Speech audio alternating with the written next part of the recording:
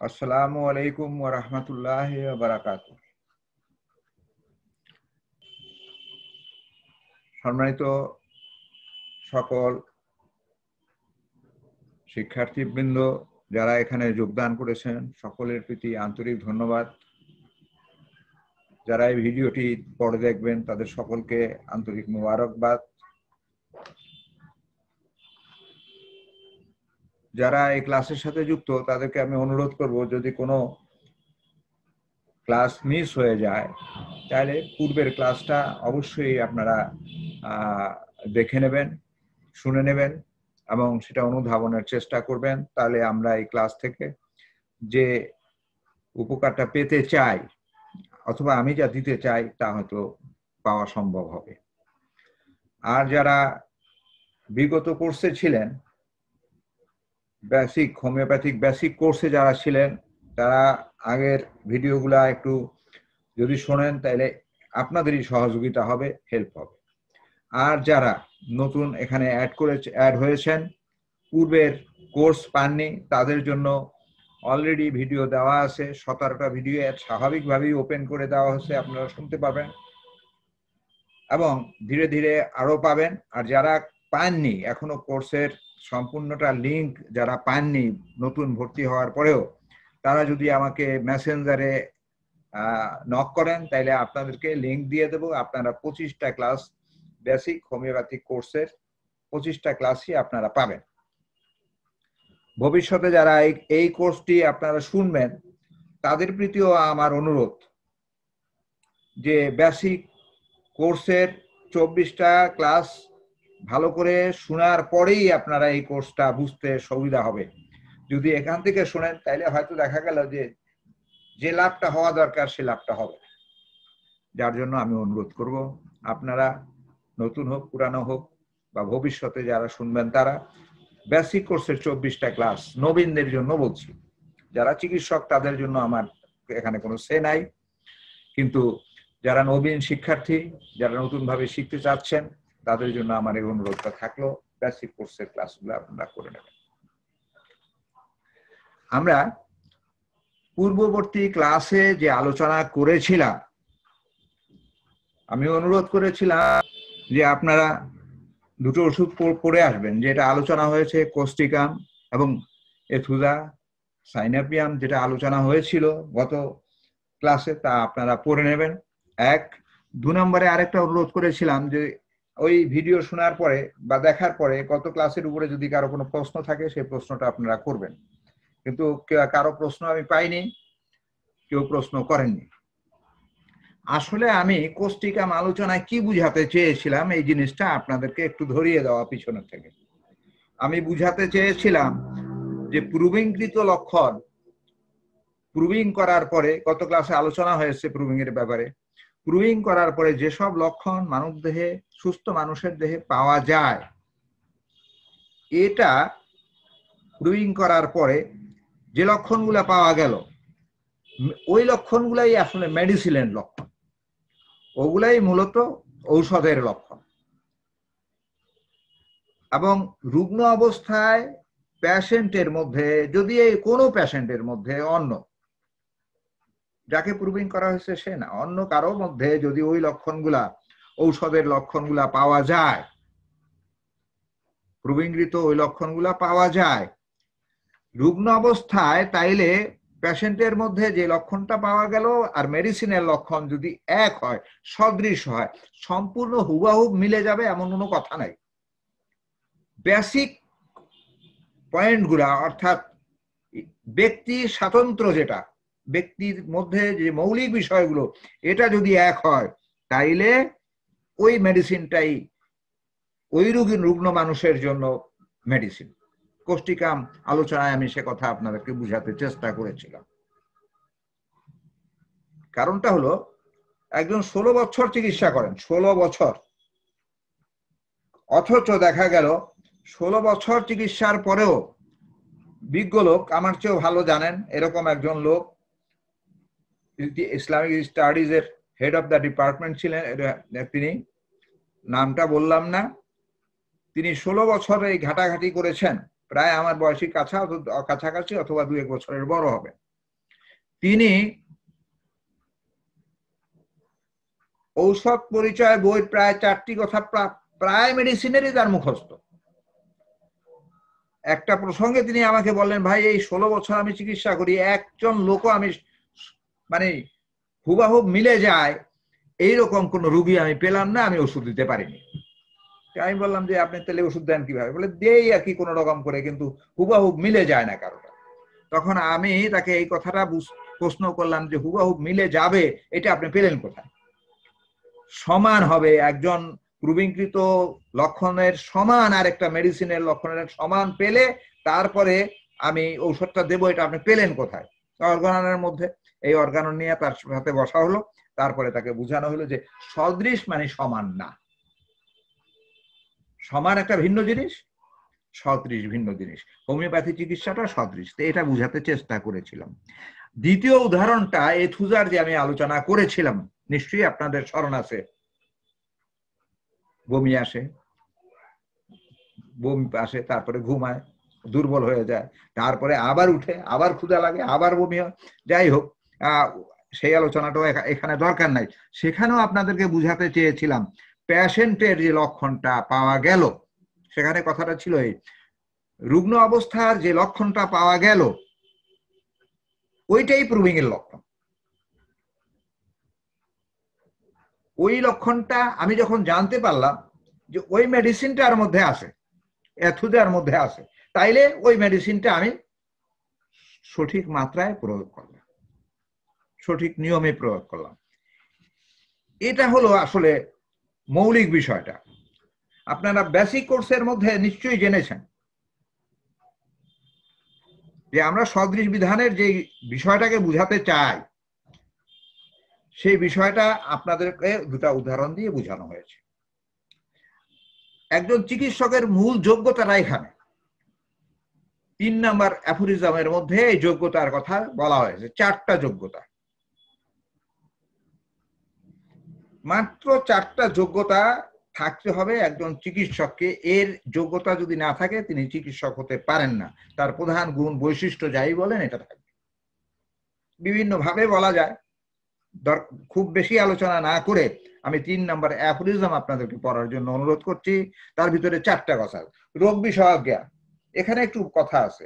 অনেকে মনে করে রোগ বিষয়ক জ্ঞান মানে প্যাথোলজিক্যাল জ্ঞান, টিউমার, আঁচিল, পেট ব্যথা, আলসার, এগুলা না, এগুলা না। আসলে কথাটা ওখানে ইংরেজি শব্দ একটা আছে ইন্ডিকেশন, অর্থাৎ রোগের মধ্যে যা আরোগ্য করতে হবে।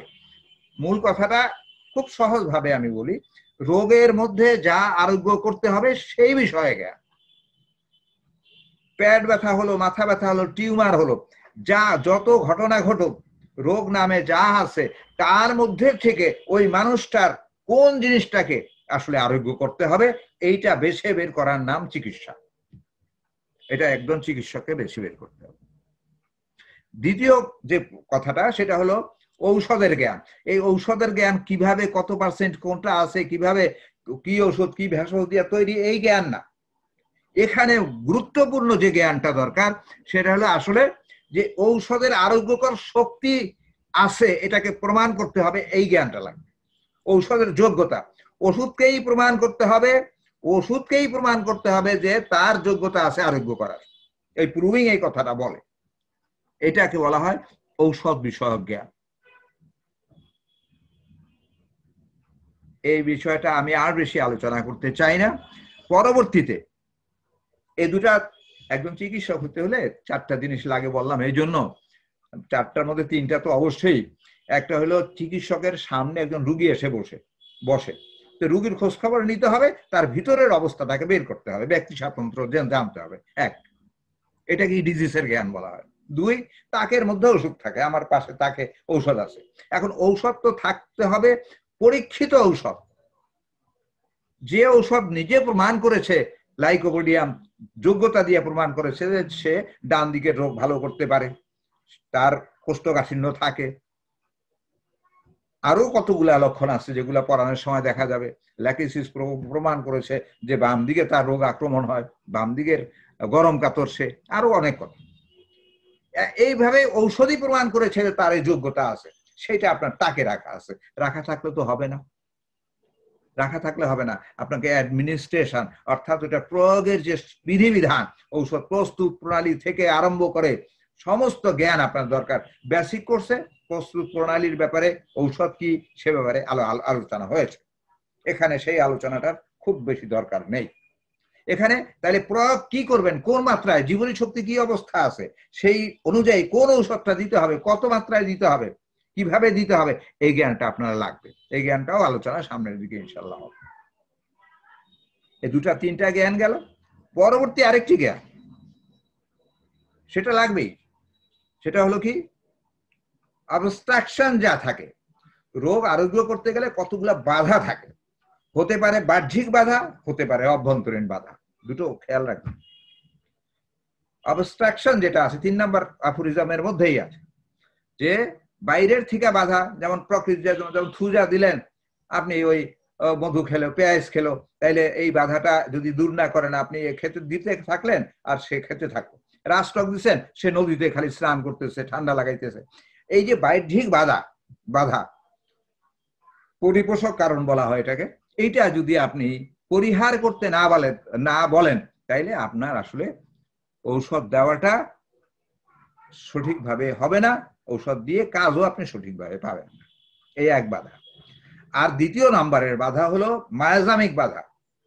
যেমন আপনি রাস্টক্সের রুগীকে বারবার রাস্টক দিচ্ছেন, রুগীকে বারবার রাস্টক দিচ্ছেন, কিন্তু লাভটা হচ্ছে কি, 1 মাস ভালো থাকে, 3 মাস ভালো থাকে, তারপরে আবার আসতেছে।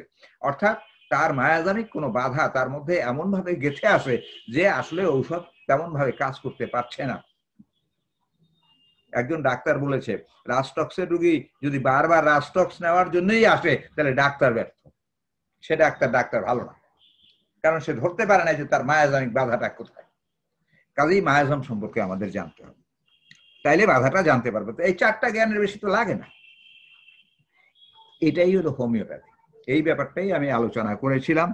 সিমিলিয়া, সিমিলিবাস, কারেন্চার, অথবা এই রোমান শব্দ সিমিলা, এটা রোমান শব্দ, কেমন, এইটা আলোচনা হয়েছে। তারপরে পরবর্তী ল্যাটিন শব্দ যেটা সিমিলিবাস, আমরা যেভাবেই বলি না কেন, আর কারেন্চার, এটা হলো সদৃশ্যকে আরোগ্য করে, যেই কথাটা আমি বুঝাবার গত ক্লাসেও চেষ্টা করেছি, এই ক্লাসও মোটামুটি চেষ্টা করলাম একটুখানি টেনে। এটাকে বলা হয় আরোগ্য বিধান। এই আরোগ্য বিধানই হ্যানিম্যান আবিষ্কার করেছেন, এটাই করতে চেষ্টা করেছেন, এটার নামই কিউরিজম। এখানেই বলেছেন হ্যানিম্যান আরোগ্য কলা, আরোগ্য বিজ্ঞান, টু কিউর যেটা বলেছেন, এইটাকে আমি এইভাবে আপনাদের সামনে পেশ করতে চাই। সেটা হলো, এটা যেহেতু দর্শন ক্লাস, 3য় ক্লাস, দর্শন ক্লাসে অনেক সময় অনেক কথা হয়তো ভালো লাগে বা লাগে না, কিন্তু এই কথাগুলো জানতে হবে। আমি এটাকে নাম দিয়েছি কিউরিজম। শব্দটা আছে, গত ক্লাসে একবারে উচ্চারণ হয়েছিল। আরোগ্যবাদ, হ্যানিম্যান বলেছে টু কিউর, আরোগ্য কলা, আরোগ্য করা, আরোগ্য পরবর্তীতে বলা যায় হিলিং আর্ট, আরোগ্য কলা। এই কিউর শব্দটার মধ্যেই নিহিত আছে সমস্ত আরোগ্য কলার সব বিষয়। আমি আজকে আপনাদের সামনে এই বিষয়গুলোকে উত্থাপন করতে চাই। এতটুকু জেনে আমরা সামনে অগ্রসর হব। আমাদের যা যা লাগবে আগে দেখি যে আমি এই যে আরোগ্যবাদ, কিউরিজমের মধ্যে কি কি আমাদের জানতে হবে, সেই বিষয়টা সুস্পষ্টভাবে জানার পরে তো আমি সামনে অগ্রসর হব। এখানেও ওই কিউর শব্দটার মধ্যে 4টি অক্ষর আছে, ওই 4টি অক্ষরের বিশ্লেষণ করলেই আমরা এটা পেয়ে যাব। কি আছে? মোটামুটি ভাবে আমরা সি দিয়ে অক্ষরগুলাকে একটু বিশ্লেষণ করি। সি এর মধ্যে যা আছে সেটাকে আমি যদি জানতে চেষ্টা করি, দেখেন আমি ম্যাটেরিয়া মেডিকা যখন পড়বো, এই সিস্টেমে ম্যাটেরিয়া মেডিকাও পড়বো। এখান থেকে যা জানবো এই সিস্টেমে আমি ম্যাটেরিয়া মেডিকার থেকেও, প্রুভিংকৃত মেডিসিন গুলা থেকে এই সিস্টেমে আদায় করে নেব, অর্থাৎ বিশ্লেষণ করব এইভাবে। তাইলে হবে কি, ম্যাটেরিয়া মেডিকা যেই সিস্টেমে পড়বো, আমার রুগী যেভাবে আসবে আমি গুছিয়ে নেব, আমি সাজিয়ে নেব, তাইলে ব্যক্তি স্বাতন্ত্র্য নির্ণয় করা সহজ হবে। ম্যাট্রিয়া মেডিকা একভাবে পড়বো আর রুগী লিপি আরেকভাবে নেব, তাইলে হবে না। এই জন্য আমাদের কতগুলা জিনিস জানতে হবে। সি শব্দটা দ্বারা আমরা কমন কতগুলা বিষয় জানি, সাধারণ বিষয়, নাম ঠিকানা এগুলো দরকার নাই।